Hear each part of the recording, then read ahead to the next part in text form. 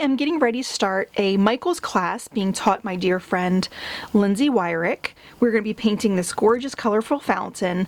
I don't actually have the supplies that she mentions in the list, so I'm going to be using my QOR watercolor paints, and also I have the Derwent Lightfast pencils, so I can try to use those at the end for finishing touches.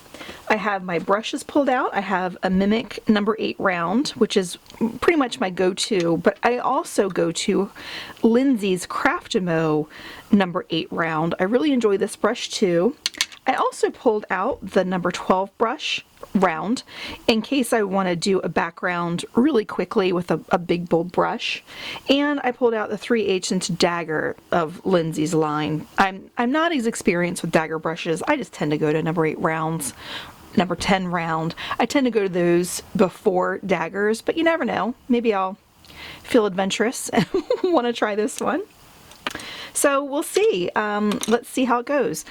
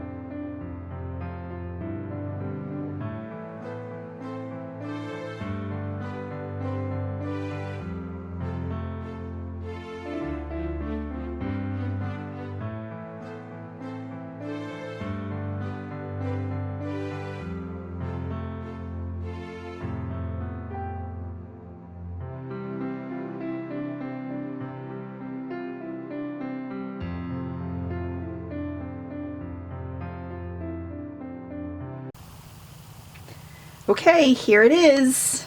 It was a very fast-paced class, very fast-paced, and I'm gonna say it was hard. I'm just gonna outright say it was hard, but oh my goodness, was it fun.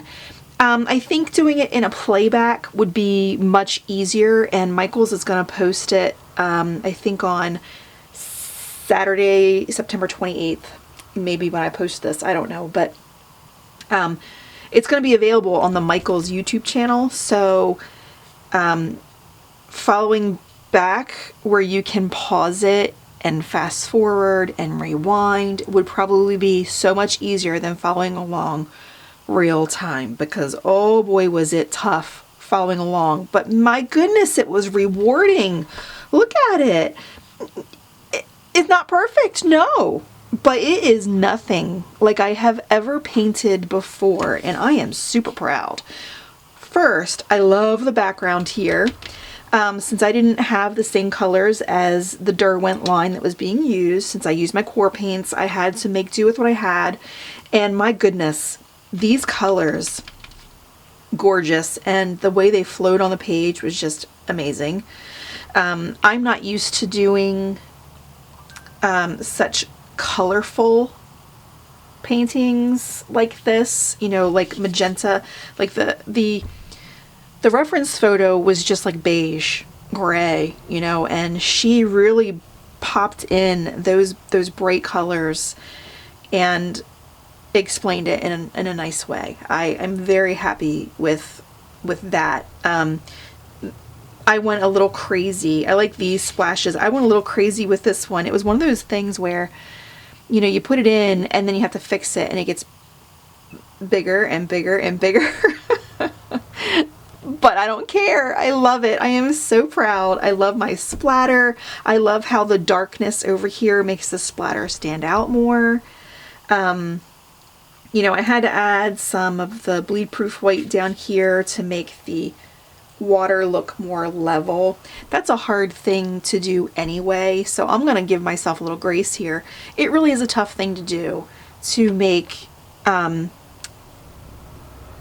water look even. You know, it's hard. So anyway, it was wonderful. It was fun. I'm thrilled that I did it, and I'm going to invite you to go follow along with the tutorial as well. Use what you have. I did, and it was fine. You just have to think about what colors she's using in that Derwent line and translate it to the colors that you have. Or, I mean, I guess go by the line she's using, or maybe you already have it. I don't know what you have, but anyway, so fun. I really enjoyed it, and I hope you give it a try too. Okay, thank you. Bye-bye.